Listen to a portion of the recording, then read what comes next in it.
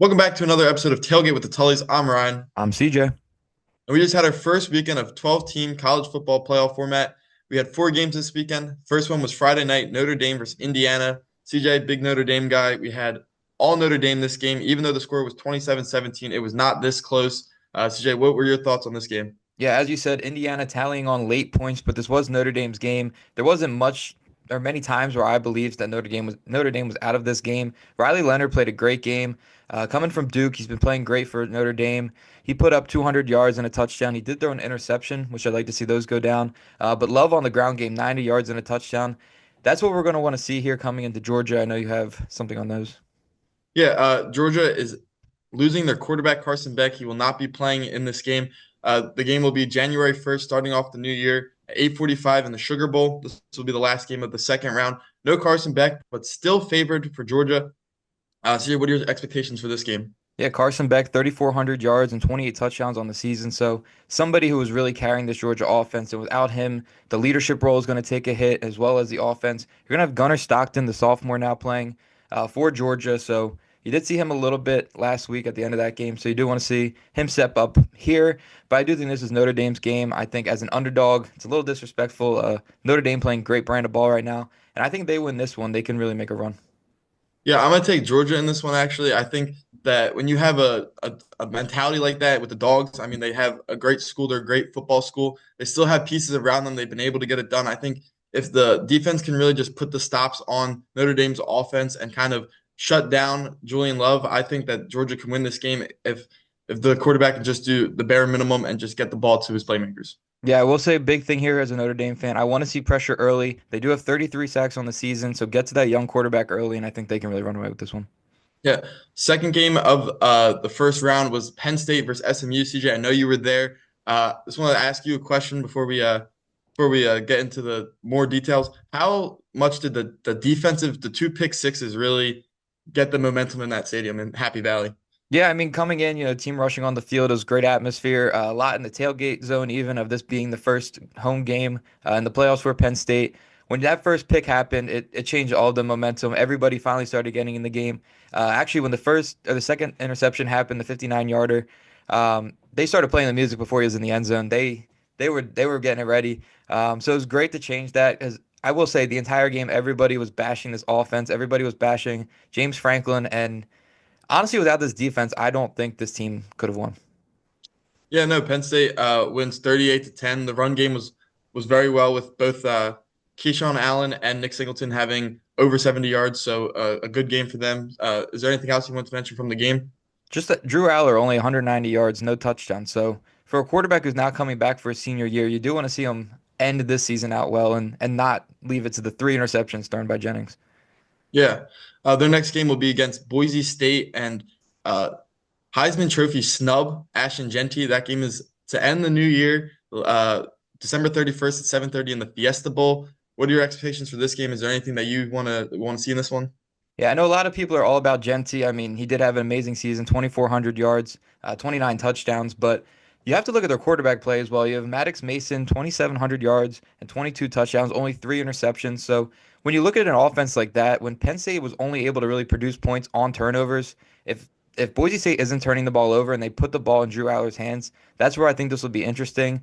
If Boise State's able to manipulate the clock early, run the ball with Genty, and just continue on offense, I don't know if Penn State has enough to come back in a game.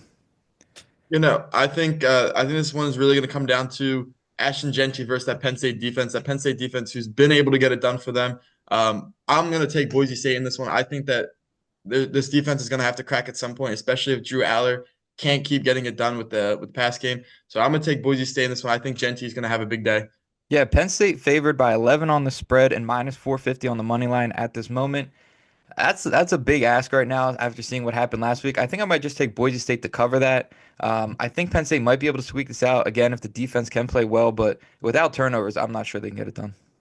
Yeah, that'll take us to the third game of the weekend. We had Texas versus Clemson, a game where I thought Clemson was going to really ride the momentum of winning their championship game and then sneaking into the playoffs. But they started off hot early. They drove down the field, walked Texas down. The player who scored the touchdown was kind of being cocky and everything, and then Texas just went on a 28-3 run in the next two quarters and ended up winning 38-24. Jay, what did you think about this game? What were your thoughts?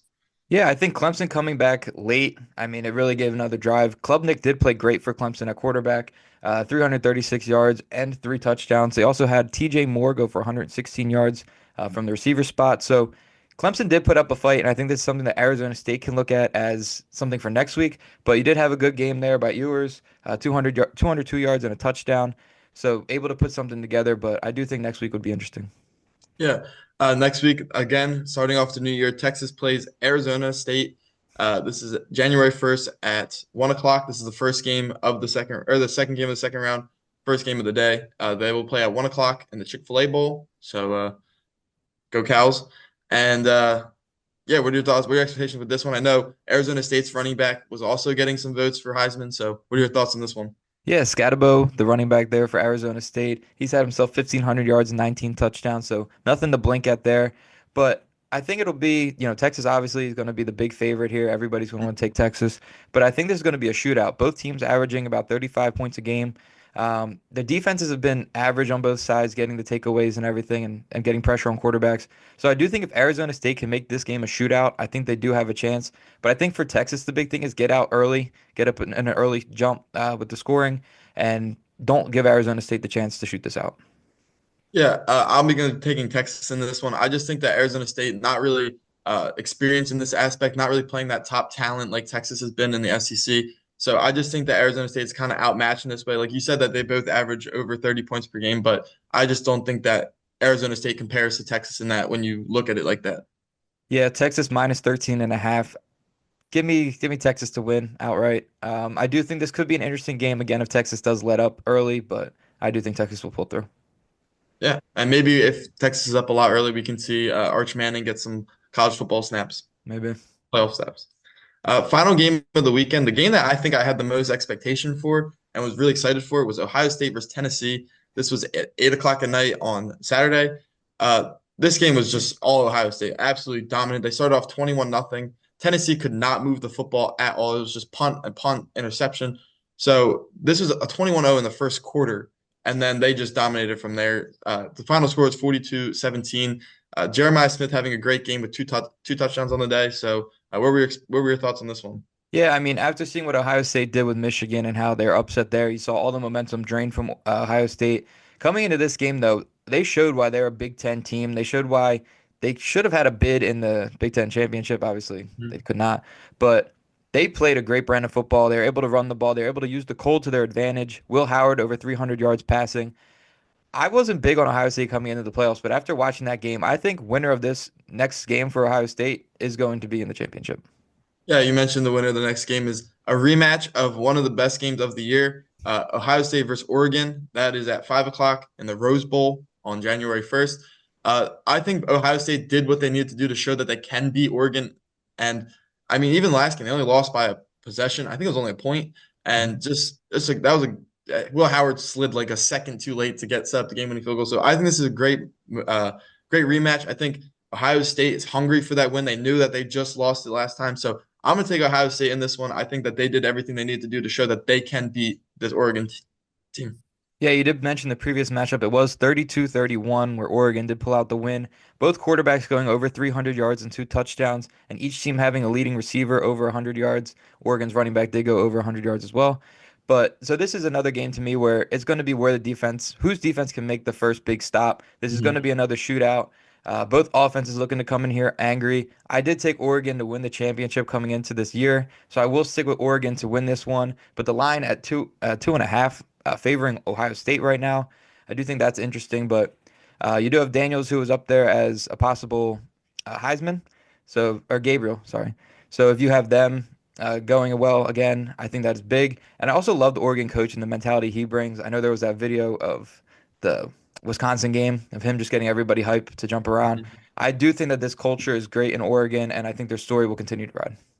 Yeah, I do like the culture a lot better in Oregon. I'm not a big fan of Ohio State and Ryan Day, but I did take them to win the championship from the start of the season. So this this was a little bit of a CJ Tully versus Ryan Tully kind of rivalry here. But yeah, so let's just go through our picks for the next week. I have Georgia beating Notre Dame. I have Notre Dame winning. I have Boise State over Penn State. I have Boise State to cover. I have Texas over Arizona State, I do as well. and then I have Ohio State over Oregon. I got Oregon smothering Ohio. All right, and that's all we have for this one. Let us know what you guys thought of the first week of the college football playoffs and maybe what your expectations are for next week. I'm Ryan. I'm CJ. This is Tailgate with Sullies. Thank you guys for watching.